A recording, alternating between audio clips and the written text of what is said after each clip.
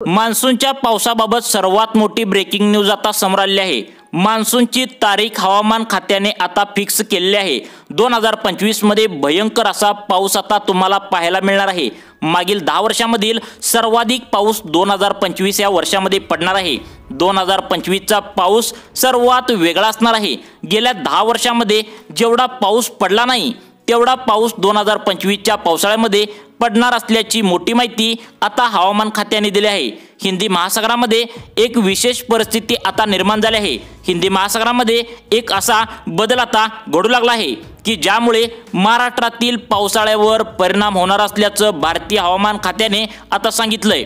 समुद्रातील दररोज होत असलेल्या या बदलांकडे भारतीय हवामान खातं खूप बारीकपणे आता लक्ष ठेवून आहे। हिंदी महासागरामध्ये तयार झालेली परिस्थिती ज्यामुळे महाराष्ट्रातील पावसावर काय परिणाम होणार आहे याविषयी भारतीय हवामान खातं, जागतिक हवामान खातं, हवामान केंद्र, युरोपियन हवामान केंद्र तसेच जपान हवामान केंद्र यांनी देखील आता चिंता व्यक्त केली आहे। विविध संस्थांनी भारतामध्ये मान्सूनच्या पावसावर या परिस्थितीचा काय इफेक्ट होणार याविषयी अंदाज आता वर्तवला आहे। हा अंदाज ऐकून शेतकऱ्यांना आश्चर्याचा धक्का सुद्धा बसलेला आहे। आता हिंदी महासागरात तयार होत असणारी ही परिस्थिती येथील वातावरणाला बदल असल्यामुळे आता बघा यामुळे पावसावर कसा परिणाम होणार, कोणत्या जिल्ह्यात पाऊस आता 2025 मध्ये जास्त पडणार, कोणत्या जिल्ह्यात पाऊस अजिबात पडणार नाही, भारतातील जो मान्सून आहे तर तो कोणत्या तारखेपासून सुरू होणार, कोणत्या तारखेपर्यंत राहणार, तो कधी विश्रांती घेणार, विश्रांतीनंतर परत कधी सुरू होणार, 2025 चा पावसाळा हा रडवणार की शेतकऱ्यांना हसवणार, तसेच शेतकरी मित्रांनो यामधील 2 ते 3 हवामान खात्याने असा सुद्धा अंदाज वर्तवला आहे की गेल्या 10 वर्षांमध्ये जेवढा पाऊस कधीच पडला नव्हता तेवढा पाऊस या 2025 च्या आता वर्षामध्ये पडणार असल्याचा अंदाज व्यक्त केला आहे। यामध्ये त्यांनी महाराष्ट्रातील 10 जिल्ह्यांना भयंकर धोका असल्याचं सांगितलंय। मग ते 10 जिल्हे कोणते आहेत नक्की बघायचं आहे। विविध जागतिक हवामान संस्थांनी अंदाज आता हे वर्तवलाय। त्यामुळेच व्हिडिओमध्ये आता आपण महाराष्ट्रातील शेतकऱ्यांसाठी 2025 चा पाऊस चांगला असेल की वाईट असेल, विविध हवामान खात्यांनी कोणते संकेत दिले आहेत, हिंदी महासागरामध्ये तयार झालेली परिस्थिती नेमकं कोणती आहे त्यांनी दिलेलं सविस्तर जो अंदाज आहे तर तसेच मित्रांनो महासागरातील बदलणारे परिणाम गेल्या 20 वर्षाचे अंदाज कसे आहेत याचा इतिहास देखील या व्हिडिओमध्ये तुम्हाला आता सांगणार आहे। नेमकं तुम्ही पिकाची लागवड केव्हा करायची, केव्हापासून तुम्ही पेरणीला सुरुवात करायची, संपूर्ण माहिती तुम्हाला या व्हिडिओमध्ये मिळणार आहे। 2025 च्या मान्सून संदर्भात आता अतिशय महत्त्वाचा व्हिडिओ आलेला आहे, कारण की यामध्ये बघा तुम्हाला माहिती आहे आता एप्रिल पासून तर अगदी दिवाळीपर्यंत डिसेंबरपर्यंतचा जो अंदाज तुम्हाला आता इथे समजणार आहे, पूर्णपणे व्यवस्थित अंदाज तुम्हाला समजणार आहे। पहा गेल्या वर्षी जो पाऊस होता 2024 मध्ये त्यामध्ये त्यावेळी पावसाने मागील वर्षी शेतकऱ्यांना आधार दिला होता। 2023 मध्ये दुष्काळाची स्थिती होती, पण गेल्या मान्सून काळात म्हणजे जून ते सप्टेंबर 2024 च्या काळामध्ये महाराष्ट्रात थोडासा चांगला पाऊस सुद्धा झाला होता। पण त्यातही काही जिल्हे असे पण होते जिथे अजिबात पाऊस झाला नाही, तर काही ठिकाणी सर्वसाधारण पाऊस झाला, तर काही जिल्हे खूप नशिबवान ठरले की जिथे सर्वाधिक पाऊस पडला। मग आता 2025 मध्ये काय स्थिती राहणार, 2025 मधली स्थिती थोडीशी मित्रांनो धक्कादायक आहे, कारण की हिंदी महासागरामध्ये गेल्या 20 वर्षापासून जी गोष्ट घडली नव्हती ती गोष्ट आता या 2025 मध्ये घडणार आहे। ती गोष्ट काय आहे, तो वातावरणातला बदल नेमका काय आहे या संदर्भात ते विशेष हवामान खाते आहेत, तर ते जगातील सगळ्या हवामान खात्यांनी याविषयी आता चिंता सुद्धा व्यक्त केली आहे।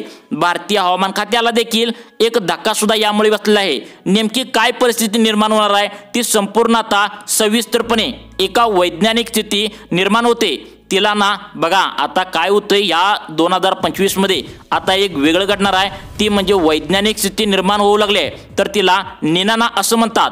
हिंदी महासागरात ला निनानाची ही परिस्थिती निर्माण आता झालेली आहे। मग आता याचा परिणाम कसा होणार की ही लेना आहे तर ही आता निनाना ही हिंदी महासागरात तयार झाल्यानंतर गेल्या 20 वर्षात आता महाराष्ट्रामध्ये कसा परिणाम झालाय अगदी टक्केवारी साईज तुम्हाला व्यवस्थित या ठिकाणी माहिती सांगणार आहे।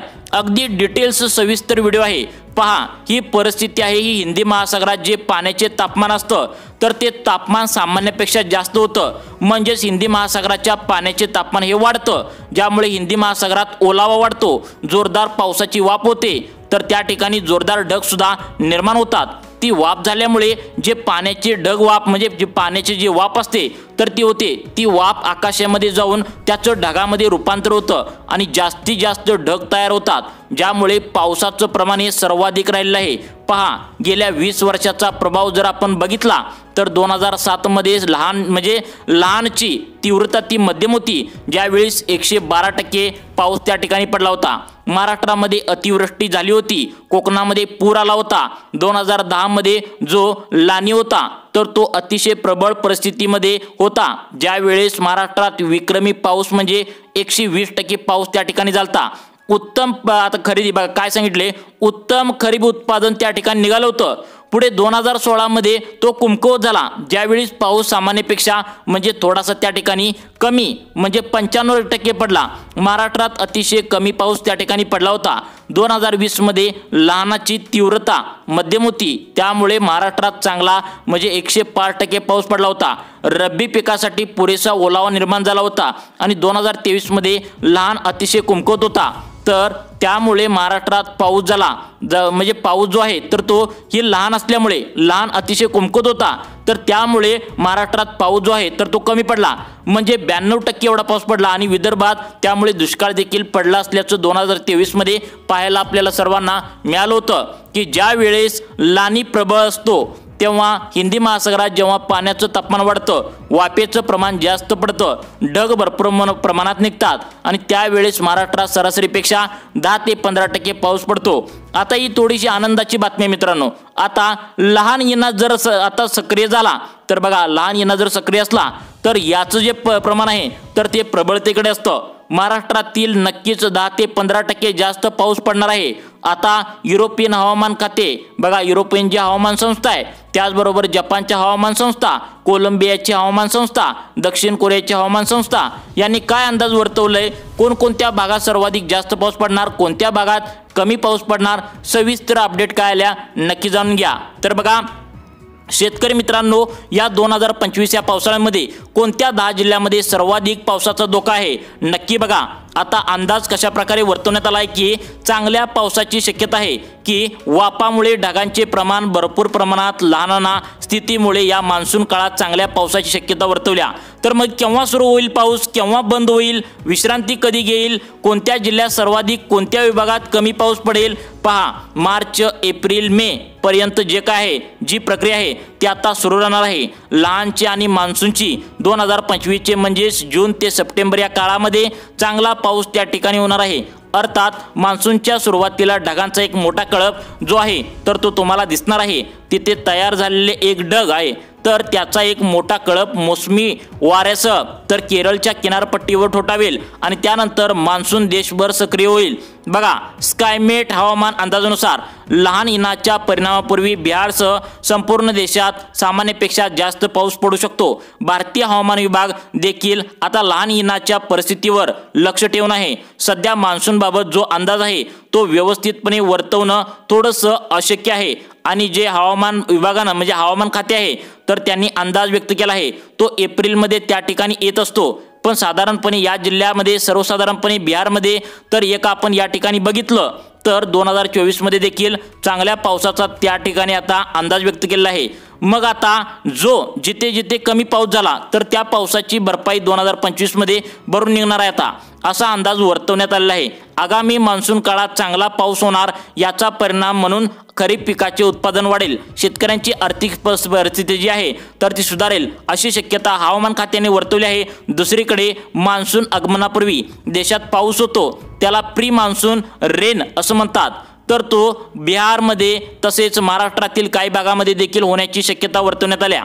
तसेच जो पहिला अंदाज जारी केलाय भारतीय हवामान खात्याने त्यानुसार जे केरळ किनारपट्टी तसेच तमिळनाडू त्याचबरोबर बघा दक्षिण द्वीपकल्प तसेच पूर्व किनारपट्टी भागासह अरबी समुद्रात सरासरीपेक्षा जास्त पावसाचा अंदाज दिला आहे।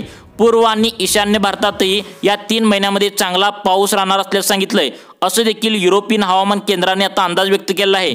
त्याचबरोबर जून, जुलै, ऑगस्ट या महिन्यात दक्षिण केरळ किनारपट्टी, कर्नाटका, तमिळनाडू, आंध्र प्रदेश, गुजरातचा किनारी भाग, तर या ठिकाणी दक्षिण द्वीपकल्प मान्सून सक्रिय राहील। तर बघा तसेच पंजाब, जम्मू आणि काश्मीर, लडाख, त्यानंतर बघा हिमाचल प्रदेश, उत्तराखंड तसेच उत्तर प्रदेशचा काही भाग, बिहार, पश्चिम बंगालच्या काही भागामध्ये तसेच महाराष्ट्राचा काही भाग यामध्ये जास्त पावसाचा अंदाज देखील युरोपीय हवामान खात्याने वर्तवला आहे। तर अशाच प्रकारच्या ज्या माहिती आहेत तर ते इथून पुढे अपडेट तुम्हाला या ठिकाणी येत राहणार आहे।